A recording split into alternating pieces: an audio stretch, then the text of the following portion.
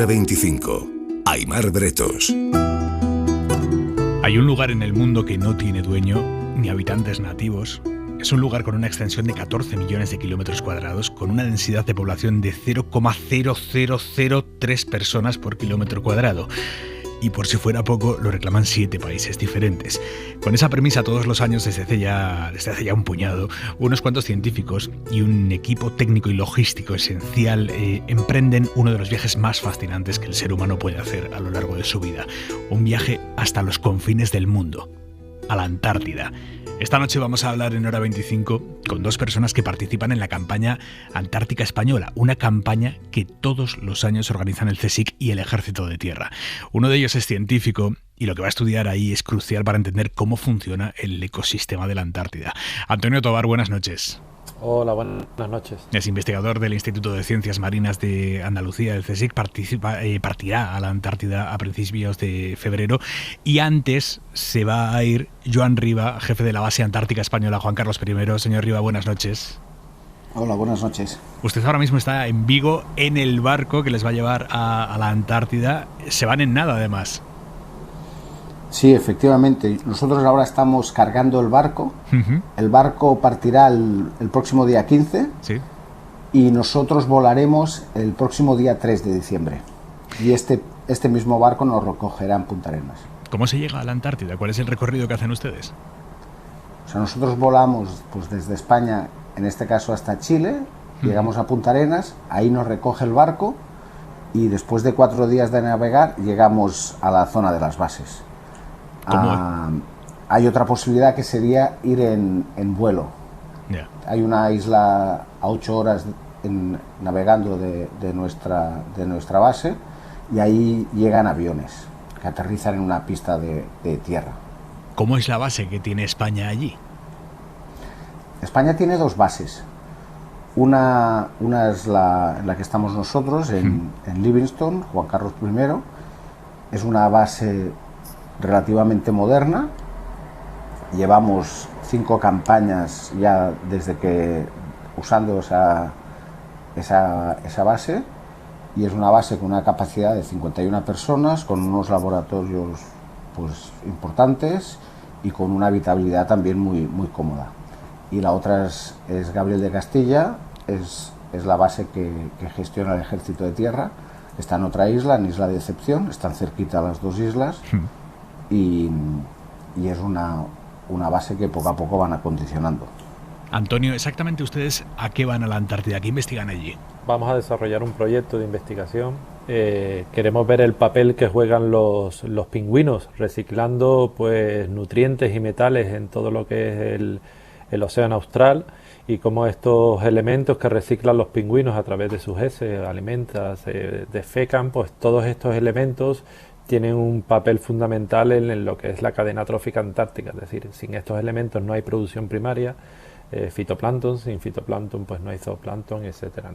Entonces queremos demostrar el papel fundamental que juegan los pingüinos en todo lo que es el ciclo ecológico antártico. ¿Y cómo llevan a cabo estos estudios? Tengo entendido que han montado una red de drones que les permite incluso hacer un censo de los pingüinos. Sí, efectivamente. Bueno, obviamente el proyecto, para demostrar las hipótesis de partida, pues hay que validar ciertos objetivos, y entre uno de los objetivos pues los validamos usando drones. Es decir, tenemos diferentes tipos de drones con diferentes cargas de pago, es decir, cantidad o el peso que es capaz de levantar un dron, y nos permite pues embarcar sensores multiespectrales, térmicos, de infrarrojo, incluso sistemas de muestreo.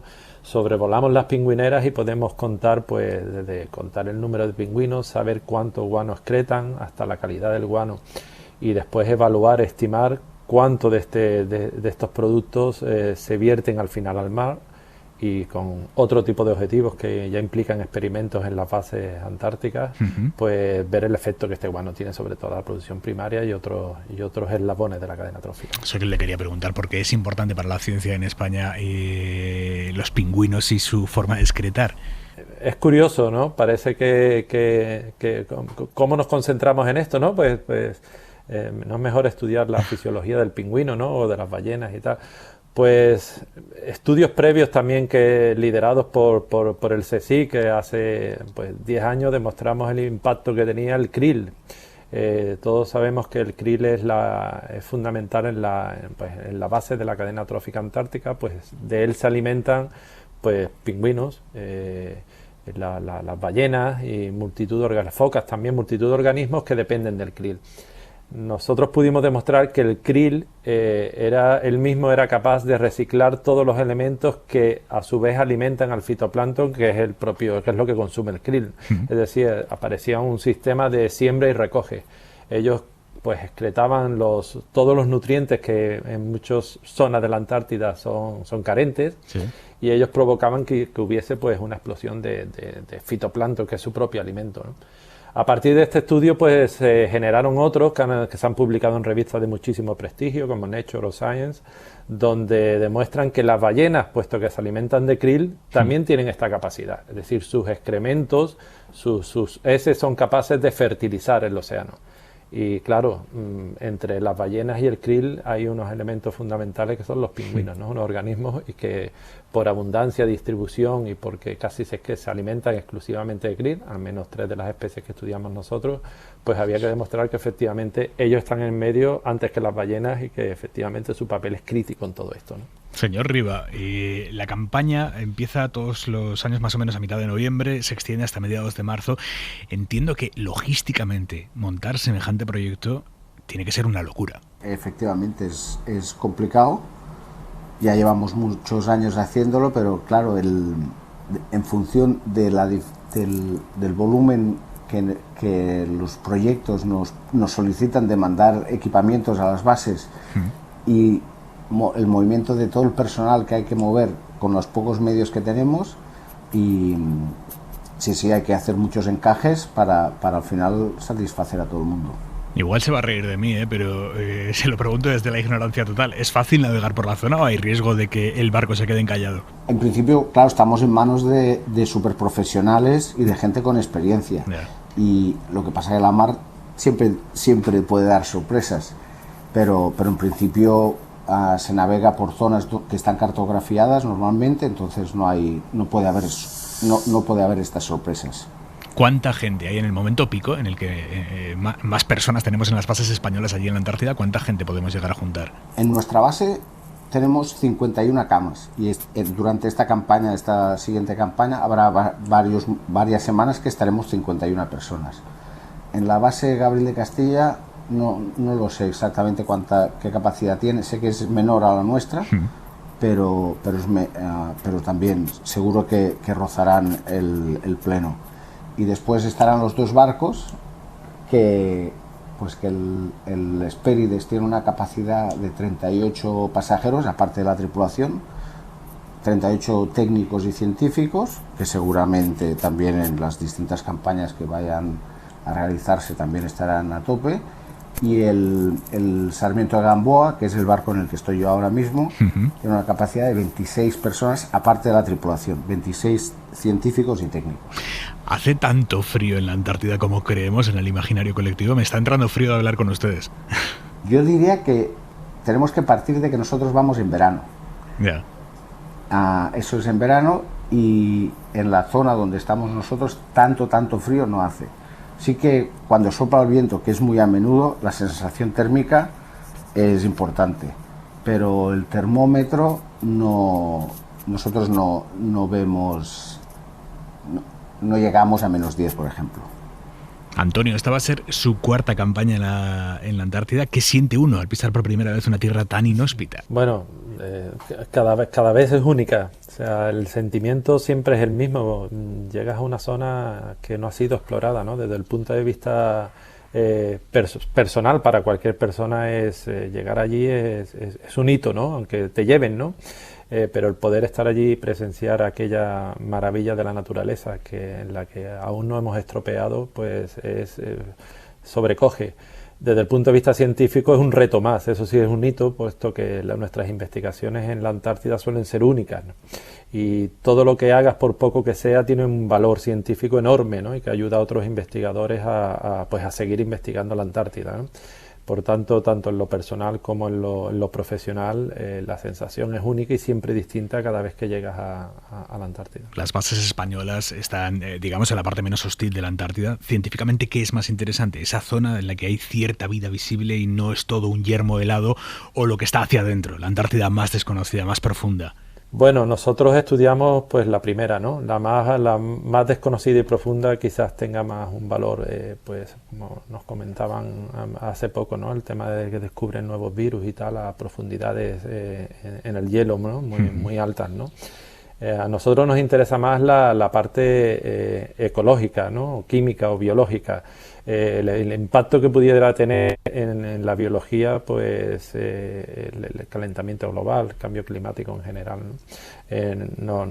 Nos preocupa y nos interesa obviamente ver qué efecto tendría el desplazamiento de unos organismos por el calentamiento en zonas más al norte, cómo afecta a otros organismos y en general a toda la cadena trófica. Esto que nos contaba de los virus es tremendo. Hace muy poco, hace unos meses, varios científicos de China y Estados Unidos descubrieron cepas de virus en hielo glaciar de hace 15.000 años que se encontraban en estado de letargo. Sé que no es su campo de investigación, pero también sé que le interesa todo lo que emane de allí. Por lo que se haya informado, ¿es posible que con el deshielo puedan surgir patógenos perjudiciales para el ser humano? Bueno, efectivamente no es mi campo, pero sí, obviamente cuando lees este tipo de noticias, ¿no? Que están basadas obviamente en investigaciones científicas, te llama mucho la atención y este tipo de preguntas pues surgen, ¿no? Yo a nivel personal, insisto, no soy virólogo, ¿no? Entiendo que si un patógeno no ha estado en contacto con el ser humano durante mucho tiempo, pues creo que nuestro sistema inmune no está preparado, ¿no? Que pueda llegar a ser peligroso, ¿no? Pues no lo sé, espero que no. Esperemos. Joan, después de tantas campañas uno va notando cosas diferentes en la Antártida. ¿Ha cambiado algo el aspecto de la Antártida? Es decir, ¿se nota ya de manera física que el ser humano está cambiando esa parte del planeta o no? Yo en nuestra isla sí que he podido detectar pues glaciares que han retrocedido y tenemos... Yo llevo 14 años yendo. En estos 14 años yo lo he notado algo, pero en cambio sí que hay registros de incluso fotografías del 1950 de donde llegaba un glaciar y ahora lo vemos y es visible el retroceso de ese glaciar, por ejemplo. Antonio, ¿usted lo ha vivido? Cuando el año pasado se confirmó un récord de temperaturas insólito allí en la Antártida de 18 grados, ¿usted qué pensó? Es cierto, ¿no? Lo que dice Joan es cierto. O sea, a pequeña escala, donde vamos nosotros, donde trabajamos, sí se nota, nosotros hemos pasado calor, entre comillas, allí, fuera, en la base, ¿no? De decir, increíble, puedes estar casi en camiseta, ¿no? Durante muy poco tiempo, pero es posible y esto no es habitual, incluso en el verano austral, que es cuando vamos nosotros. O sea, sí hay señas, índices que nos dicen que algo está ocurriendo. No somos capaces de ver si esto se prolonga en el tiempo, pero sí, incluso en las poblaciones de pingüinos, ¿no? Compañeros que estudian esto pues han visto que hay una disminución, ¿no? A lo largo de los años, y esto ya son cuando estas señales se prolongan en el tiempo, pues entonces cuando empiezan a saltar realmente las alarmas, ¿no? ¿Cómo es el día a día de alguien que trabaja en la Antártida, Joan? Pues o sea, hay como un equilibrio de rutinas y de novedades, ¿no? Es interesante tener unas rutinas muy claras para saber muy bien lo que hay que hacer, pero a la vez es imposible que todos los días sean iguales. Yeah. Entonces, nosotros, por ejemplo, a las 8 se desayuna, de 8 a 8 y media se desayuna, a las 8 y media salen todos los proyectos a trabajar. Eso sí, intentamos, por ejemplo, nosotros, pues que las comidas, hacerlas, todo el personal que está en la base, que coincidamos. Es importante que en esos momentos coincidamos todas las personas que estamos en la base en el comedor. Entonces, a las 8 y media ya salimos todos a trabajar hasta la 1 y media, 2 que comemos y después a las 4 ya nos volvemos a poner hasta las 7 y media. A las 7 y media es otro momento sagrado donde el predictor de AEMET, de meteorología, nos da el parte meteorológico del día siguiente y con esos datos pues planificamos todas las actividades del día siguiente. ¿Es fácil la conexión con España? ¿Se puede hablar cada día con la familia y tal? ¿O se complica realmente la cosa estando tan lejos y en esas condiciones de aislamiento? A día de hoy estamos muy conectados. todo el mundo pues tiene WhatsApp, todo el mundo puede llamar por teléfono sin ningún problema, hay acceso a los correos electrónicos, pero hace pocos años atrás pues ya no teníamos WhatsApp, pero actualmente es fácil la comunicación. Usted me dirá si tengo razón o no, pero tengo entendido que tenemos a 15 minutos de nuestra base a los búlgaros y que nos llevamos bastante bien con ellos. Sí, nos llevamos muy bien con los búlgaros. los tenemos eso, a 15 minutos en embarcación, sí, o a 15 minutos en moto de nieve, y hay mucha colaboración. Allí en la Antártida las fricciones geopolíticas desaparecen, me refiero, allí todo el mundo se lleva bien. Por lo que yo veo, sí. Antonio, ¿usted cómo lo vive? Pues coincido con Joan. De hecho, es algo que sorprende, sobre todo cuando vas al principio y llegas en barco y un barco pues entra en contacto con otro que está fondeado en unas zonas, hay comunicación, siempre se preguntan si necesitas algo, ahí no hay fronteras. Y realmente es una zona donde realmente notas que no existen fronteras y que es, como tú bien decías, un lugar inhóspito, ¿no? Y ante ese tipo de lugares pues se hace piña, venga de donde venga, y el ofrecer tu ayuda y la hospitalidad está al orden del día y sorprende mucho hasta que te acostumbras, porque todos somos allí iguales, ¿no? No hay banderas.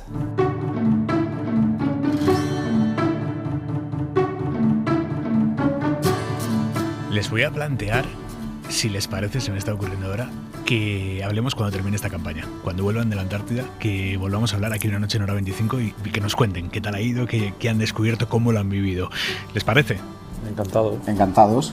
Antonio Tobar, investigador del CSIC, Joan Riba, jefe de la base antártica española Juan Carlos I, muchísimas gracias y suerte. Muchas gracias.